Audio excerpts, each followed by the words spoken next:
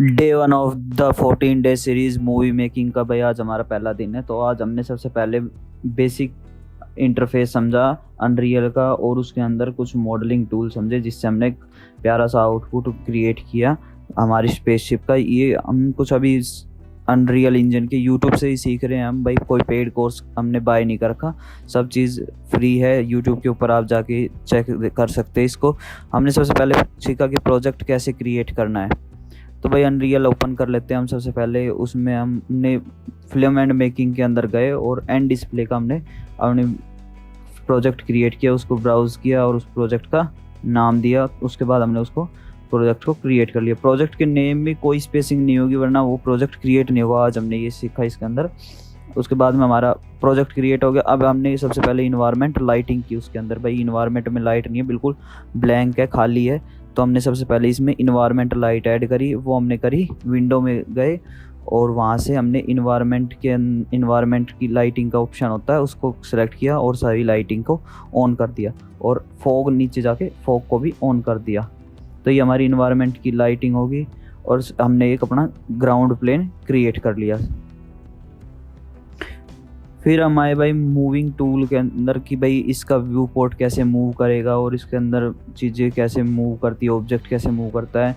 तो वही same max और माया की तरह ही है, मैक्स माया सॉफ्टवेयर की तरह कि WEXR ही वर्क करते हैं। W मूव के लिए, E फॉर रोटेशन और R फॉर स्केल, ये यूज़ होते हैं। और कुछ ऊपर स्नैपिंग टूल्स को चेक किया कि भाई कौन से स्नैपिंग टूल कहाँ कैसे यूज़ करे थे। तो ये हमारे कुछ स्नैपिंग टूल है, ग्रिड के साथ स्नैपिंग है, एंगल के साथ स्नैपिंग है और स्केल में भी स्नैपिंग टूल है सभी। तो अभी कुछ ऑप्शन ऊपर भी है कि मूव टूल को आप वैसे नहीं याद रख सकते तो उनको सिलेक्ट कर सकते हैं। फिर हमारे भाई बेसिक मॉडलिंग की हमने हमारी स्पेसशिप की। ये हमारी स्पेसशिप की आउटर फेस है, बिल्कुल हमने इसको हेक्सागन शेप का बनाया है और ये हमारा ग्राउंड प्लेन के ऊपर हमने इसको सेट किया है। ये हमारी स्पेसशिप है, लेकिन इसका साइज़ बहुत छोटा है हमारे स्पेसशिप के मुकाबले। इसको हमने थोड़ा सा स्केल करेंगे और उसको बड़ा करेंगे जिससे हमारा ये सेट हो जाए। तो बेसिक मॉडलिंग हमने करी, उसमें कुछ चीज़ें हमने ऐड की और भी। तो हमारा उसका फाइनल जो आउटपुट था बेसिक मॉडलिंग का हमारा ये था। हमने इसके ऊपर सेम मटेरियल अप्लाई कर रखे दोनों के ऊपर। तो हमारा ये है एक बेसिक मॉडल स्पेसशिप का जो हमने क्रिएट किया था, साइज इसका। अब आते हैं हम भाई जो हमने बेसिक मॉडल किया इसको अब हम एडवांस में क्रिएट कर रहे हैं। कैसे किया हमने उसमें कुछ लूप्स ऐड किए, एडिट किया, उसको फेसेस सेलेक्ट किए और मेजरली एक्सट्रूड किया और इंसर्ट किया। ज़्यादातर हमने चीज़ें एक्सट्रूड की है और इंसर्ट की है। उसके बाद में हमने वो मॉडलिंग पूरी कर ली। क्या था कि एक प्रॉब्लम वो आ गई थी ऐड करते टाइम कि हमने जो भाई बैक साइड के फेस भी हमारे सेलेक्टेड हो गए। फिर हमने उसको दोबारा सिलेक्शन लेना पड़ा सभी चीज़ों का, क्योंकि हमने फिर उसको बैक साइड वाले फेसेस को ऑफ किया। हम सभी फेस को पहले फ्रंट के 4 पिलर्स थे हमारे स्पेसशिप में, 4 पिलर हैं आगे, उनको सिलेक्ट किया, फिर उनको एक्सट्रूड किया नॉर्मल एक्सिस के ऊपर। फिर हमारे बड़े पिलर आते, 3 बड़े पिलर लिए हमने, जिनको हमने फिर बड़े पिलरों को भी एक्सट्रूड किया, उस थोड़ा सा जो छोटे पिलर थे उनसे ज़्यादा एक्सट्रूड किया।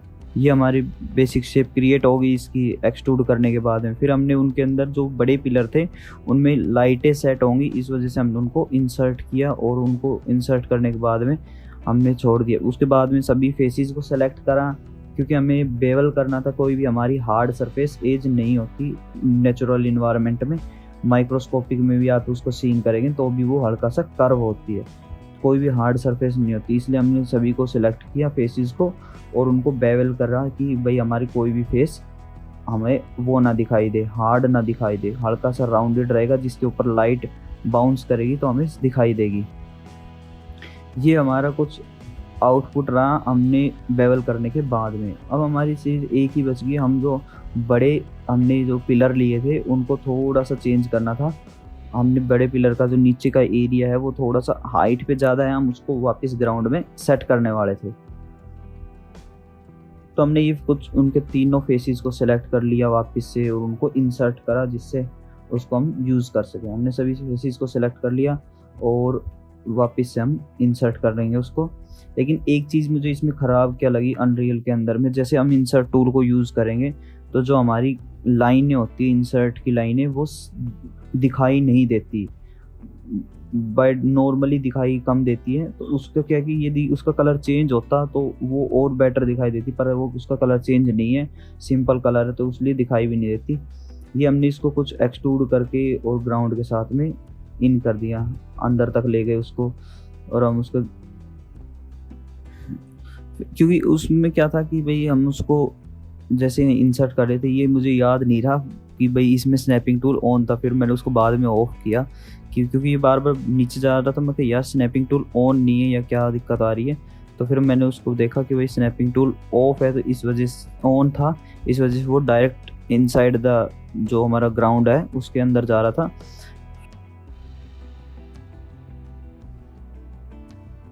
हमारी एक साइड की अभी रह गई वो चीज़ें करनी, उसको और कर देते हैं भाई। ये हमारी, इसको भी वापस ग्रिड ऑफ करते हैं और इसको थोड़ा सा एडजस्ट कर लेते हैं। ये हमारा हो गया हमारा आज का आउटपुट रहा इस चीज़ को करने के बाद में। ये हमारा आज का भाई फाइनल आउटपुट था स्पेसशिप का, कि हमें कैसी स्पेसशिप दिखाई दे रही है हमारी फाइनल डे के बाद। सारे कर्व वगैरह हमने सेट कर लिए। आज की हमारी जो मिस्टेक ऑफ द डे थी भाई वो ये थी कि भाई जब मैंने उसको जैसे यूट्यूब से सीख रहा था तो मुझे पता नहीं था कि टूल कौन से क्या है, पर मैंने गलत टूल को सिलेक्ट करके और मैं हेक्सागन बनाने की ट्राई करता रहा, और वो मुझसे लिटरली 30 मिनट तक मैंने ट्राई किया पर वो नहीं बना। तो ये थी भाई आज की मेरी मिस्टेक ऑफ द डे।